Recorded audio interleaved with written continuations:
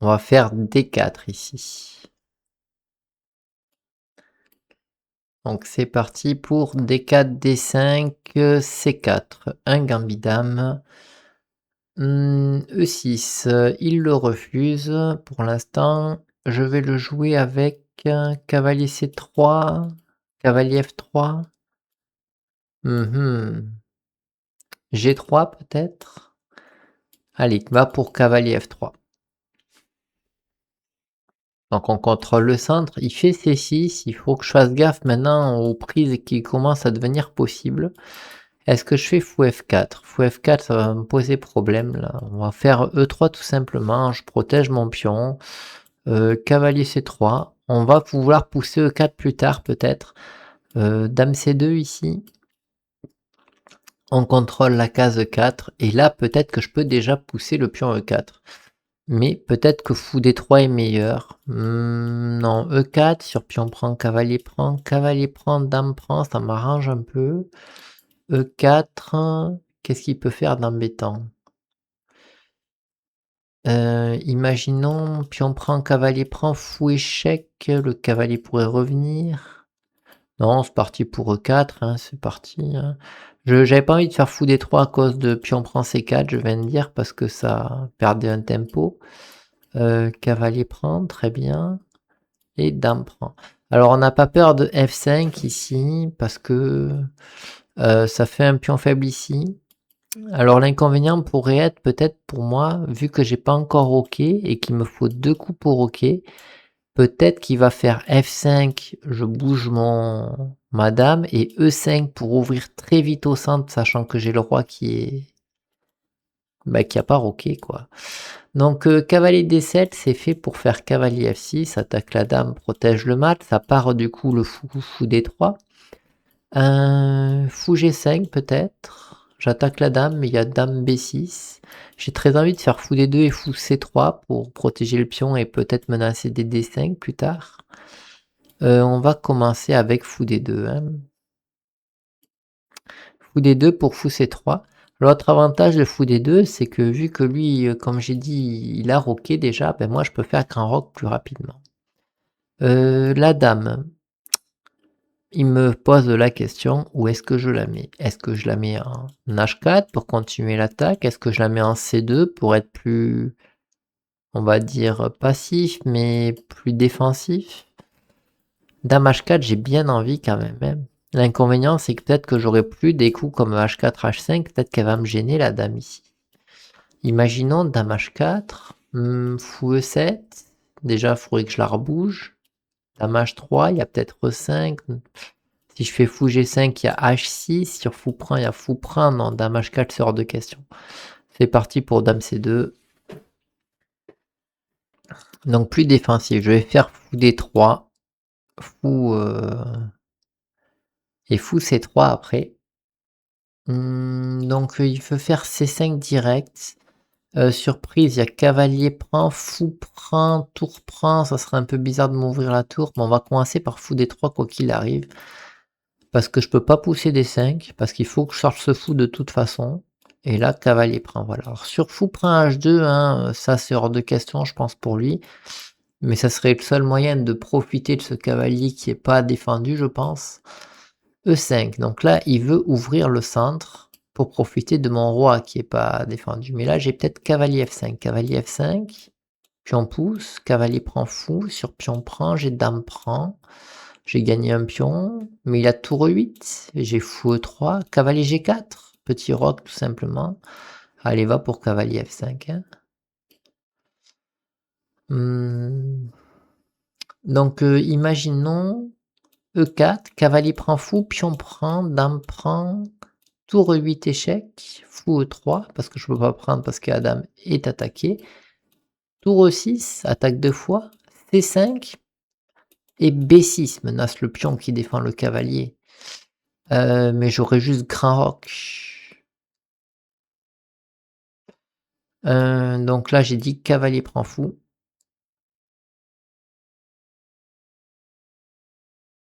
Et sur pion prend, dame prend. Ça, c'est obligé.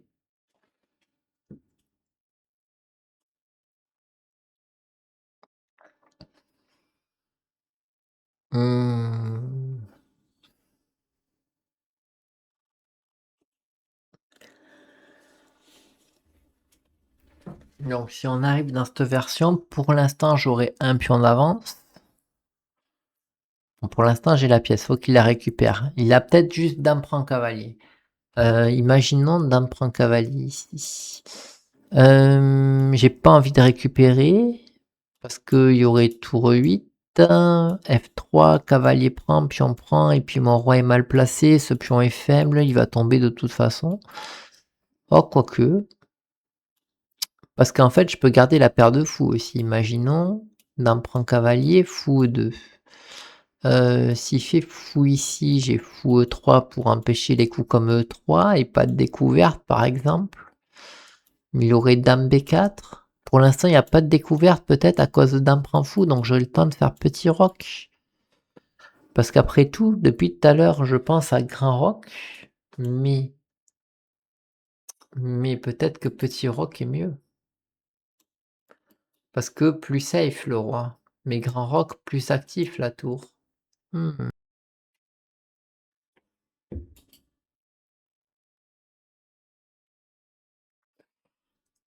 Dame prend cavalier. Bon, donc sur fou prend, cavalier prend, dame prend, imaginons fou qui bouge. J'ai grand roc. Fou prend, tour 8. F3, cavalier prend, pion prend, F5, grand roc. Fou prend.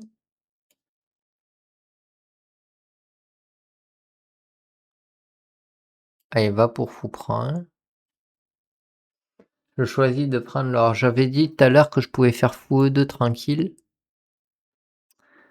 Mais j'ai choisi de faire le fou là.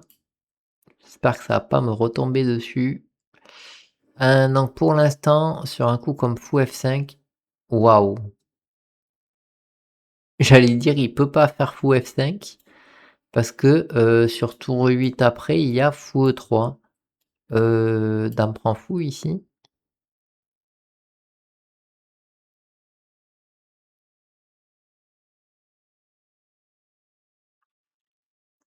Donc du coup par contre maintenant il faut que j'arrive à mettre mon roi en sécurité, ça c'est pas gagné. Fou E3. Donc j'étais obligé pour garder le truc, dame ici OK et roi F1, je suis obligé, hein. Parce que ah non, j'avais roi E2, roi F3 qui était peut-être meilleur. Bon, j'aurais dû réfléchir un peu plus peut-être ici. En tout cas, roi G1, j'aurais H3, roi H2. En fait, en passant par ici, mes tours sortaient plus vite. Et en F3, il était peut-être en sécurité aussi. Alors, pas sûr parce qu'il y a peut-être tour E6 pour des tours F8, tour F6, hein, donc ça, c'était peut-être dangereux aussi. On va commencer avec H3 ici. Il menace peut-être des dames prend H2 peut-être là, parce que dame prend A2, tour prend et tour ici mat. C'est dangereux. C'est parti pour H3.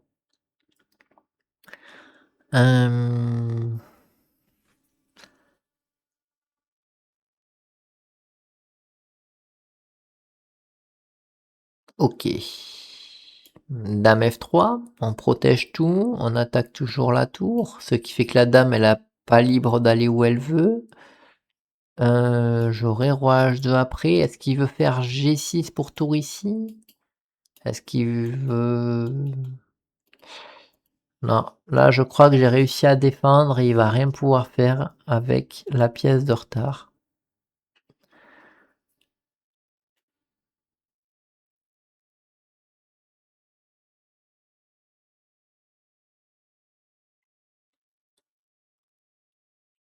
Donc là, il veut absolument m'empêcher de partir en H2 avec le roi. Mais le problème, c'est qu'il y a la tour en prise et il abandonne. Alors, petite analyse de la partie. Après, donc, D4, D5, C4, tout ça, c'est normal, c'est théorique. E3, ok. Cavalier C3, pour l'instant, tout va bien. E4 est déjà douteux, hein, et bien sûr, on préfère fou D3 pour pouvoir faire petit roc d'abord et donc préparer plus tard la poussée E4. J'ai voulu tester pour savoir ce que ça donnait. Et là, l'ordi qui ouvre tout de suite à E5, il perd pas de temps, j'ai pas roqué encore. Il fallait tout de suite pour lui donc enfin ouvrir. Alors là, soit C5, soit E5, voilà, mais c'est l'idée quoi, c'est-à-dire profiter de mon roi qui n'a pas encore roqué. Cavalier D7, donc perte de temps un peu. Fou donc c'est pour ça que l'ordi me conseille fou D3, il veut que j'aille roquer très vite encore une fois. Fou D2 parce que je me disais: «Mais grand roc ça a l'air sympa aussi, comme ça ma tour, hop, elle est directement sur la bonne colonne et après j'aurai tour E1 et comme ça je gagne des tempos». Cavalier F6 donc dame C2 obligé, hein, je veux pas bloquer mon fou bien sûr. Et il fait C5 tout de suite et moi je me suis dit: «Vite, vite, il faut que j'aille roquer». Apparemment on pouvait prendre. OK, OK. Prise, cavalier prend, il fait E5, OK. J'ai choisi cavalier F5 et là, E4, OK. Ça me force à faire à rentrer dans cette variante et là je commets l'erreur ici d'ouvrir bien sûr. J'aurais dû faire fou E2 plus tranquille, hein, et donc par contre on était à plus 0,2, c'est-à-dire que c'était totalement égal. Mais là c'est carrément perdant bien sûr parce que donc du coup il a pas choisi la bonne variante ici et il fallait tout simplement faire d'abord tour 8. Alors sur tour 8, moi j'avais prévu mes F3 et puis après j'aurais fait grand roc et je me disais si cavalier prend, eh bien, enfin j'avais prévu ça en fait sur tour 8, j'avais prévu F3 me dépose, si vous voulez réfléchir à comment l'ordi gagne en fait. Donc F3 ici j'avais prévu et donc il continue à faire, à attaquer en fait et je me retrouve en fait avec un roi, comment dire? Avec des dames attaquées, un roi un peu faible. J'avais prévu grand roc ici, cavalier prend, pion prend et je me suis dit: «Fou prend», voilà et puis c'est OK quoi. La dame elle ira en B3, en C3 et cette position je l'ai très mal jugée en fait. Je me suis dit: «Bon, d'accord, enfin peut-être ou dame en C3 pour pouvoir faire B3 fou B2 peut-être, B3 roi B2. Mais voilà, il y a fou de couleur opposée, j'ai égalité matérielle et s'il me prend ce pion, après tout, moi j'aurai aussi de l'attaque sur son roi, lui il a de l'attaque sur mon roi et puis c'est égal.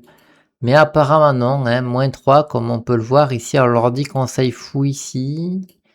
Moi j'avais prévu dame C3, dame A6. Comment l'ordi gagne ici?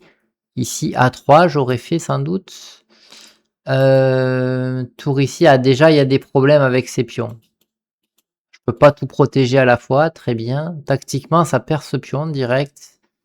Donc ça veut dire que sur, waouh, waouh, waouh, fou prend, ouais c'est direct en fait. Imaginons dame B3 pour essayer de tout protéger.